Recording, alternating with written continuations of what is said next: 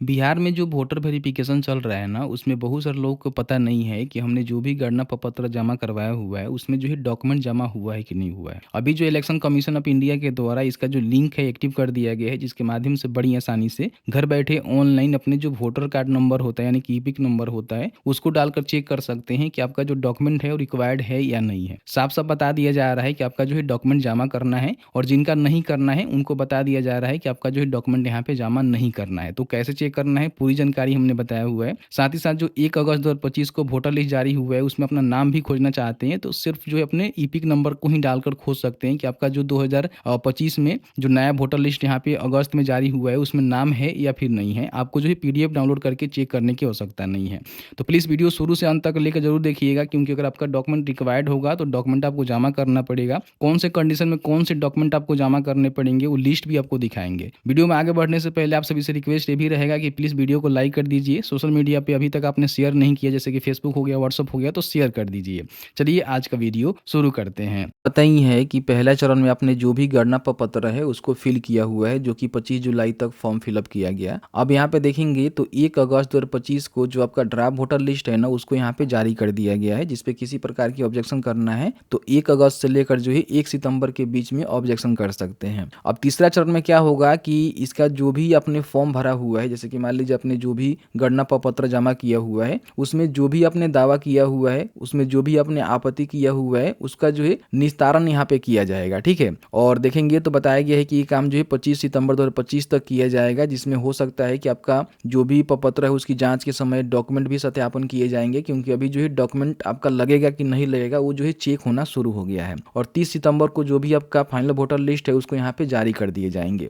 आपको भी जरूर एक बार चेक कर लेनी चाहिए कि आपने जो भी गणना प्रपत्र भरा हुआ है उसमें बीएलओ के द्वारा डॉक्यूमेंट जमा हुआ है कि नहीं हुआ है, आपका डॉक्यूमेंट लगेगा या फिर नहीं लगेगा। बड़ी आसानी से ऑनलाइन चेक कर सकते हैं। चेक करने के लिए आपको जो है शिक्षा बिंदु पे आना होगा, तो आपको यहाँ पे शिक्षाबिंदु.com गूगल में सर्च करना होगा, तो आपके सामने शिक्षाबिंदु.com का जो ऑफिशियल वेबसाइट है देखने को मिलेगा। ध्यान रखिएगा शिक्षाबिंदु.com ही आपको लगाना है। ठीक है, और इसको यहाँ से ओपन कर लेंगे। यहाँ पे गवर्नमेंट स्कीम में देखेंगे Bihar SIR draft voter list आपको देखने को मिलेगा। ठीक है, लेकिन यहाँ पे देखने को नहीं मिल रहा है तो आपको घबराने की आवश्यकता नहीं है। आपके सुविधा के लिए हमने कमेंट सेक्शन में और डिस्क्रिप्शन बॉक्स में इसका लिंक दे दिया हुआ है, वहां से भी क्लिक कर सकते हैं या फिर यहाँ से सर्च भी कर सकते हैं Bihar SIR draft voter list. तो आपको ये लिंक देखने को मिलेगा जिसमें सभी जानकारी बताई गई है। ठीक है, यहाँ पे देखेंगे किसी प्रकार की ऑब्जेक्शन करना है तो ऑब्जेक्शन कर लीजिएगा, क्योंकि किसी प्रकार की कोई गलती होगी तो आप ऑब्जेक्शन कर सकते हैं। ठीक है, नीचे आएंगे तो यहाँ पे आपको लिंक देखने को मिलेगा search in name SIR draft voter list. यहीं से बड़ी आसानी से चेक कर सकते हैं कि आपका जो डॉक्यूमेंट है वो जमा हुआ है या फिर नहीं हुआ है, और आपको जो है डॉक्यूमेंट जमा करने की आवश्यकता है या फिर नहीं है।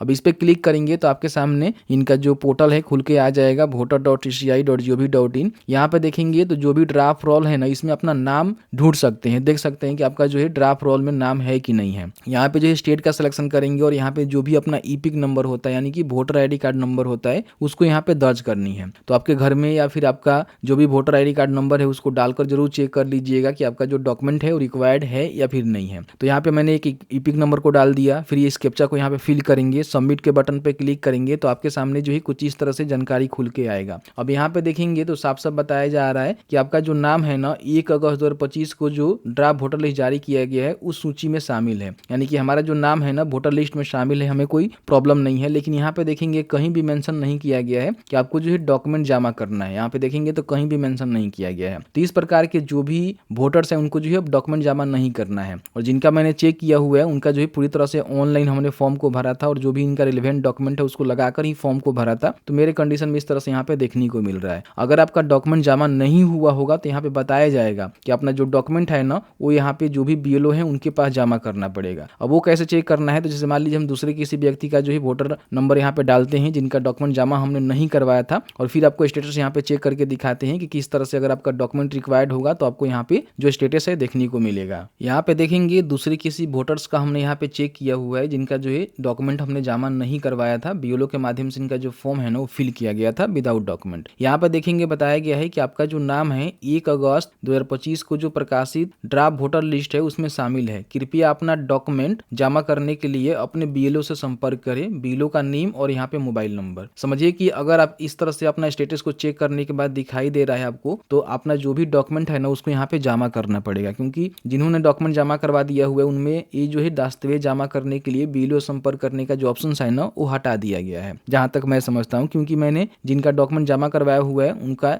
देखने को मिल रहा है कि डॉक्यूमेंट दस्तावेज वाला जो ऑप्शन है यहाँ पे देखने को नहीं मिल रहा है। लेकिन हमने जिनका विदाउट डॉक्यूमेंट जमा किया हुआ है उनके कंडीशन में स्टेटस में यहाँ पे देखने को मिल रहा है कि कृपया अपना दस्तावेज जमा करने के लिए बीएलओ संपर्क करें, और बीएलओ का नंबर और यहाँ पे बीएलओ का नेम और मोबाइल नंबर भी देखने को मिल रहा है। ठीक है, यहाँ पे जो पार्ट नंबर है इसको भी देख लीजिएगा, गलती हो गया है कई सारे लोगों का जो है पार्ट नंबर 280 281 मतलब इधर उधर हो गया है, तो अपने पार्ट नंबर को एक बार चेक कर लीजिएगा, उसमें ऑब्जेक्शन आप कर सकते हैं। ठीक है, तो इस तरह से बड़ी आसानी से चेक कर सकते हैं कि आपका जो है ड्राफ्ट वोटर लिस्ट में नाम है या फिर नहीं है, और साथ ही साथ आपका जो है डॉक्यूमेंट रिक्वायर्ड है कि नहीं है। अब यहाँ पे कौन सा डॉक्यूमेंट जमा करना है वो आपको समझना है। ठीक है, तो इसको समझने के लिए हमने यहाँ पे शिक्षा बिंदु का जो है लिंक दिया हुआ है, इस लिंक पर क्लिक करेंगे और नीचे आएंगे तो यहाँ पे कौन से कंडीशन में आपको कौन सा डॉक्यूमेंट देना है यहाँ पे बताया गया है। जैसे कि मान लीजिए 1 जनवरी 1987 से पहले का आपका जन्म है तो स्वयं का जो है एक डॉक्यूमेंट देना है। ठीक है, बाकी अपने माता पिता का डॉक्यूमेंट नहीं देना है, खुद का एक डॉक्यूमेंट आपको देना होगा, जो कि यहाँ पे 11 डॉक्यूमेंट है, इसमें से कोई एक डॉक्यूमेंट आपको देना होगा। ठीक है, अगर आपका जन्म 1 जनवरी 1987 से लेकर 2 जनवरी 2004 के बीच में हुआ है तो स्वयं के नाम से एक डॉक्यूमेंट आपको देना होगा, और अपने माता पिता में से किसी एक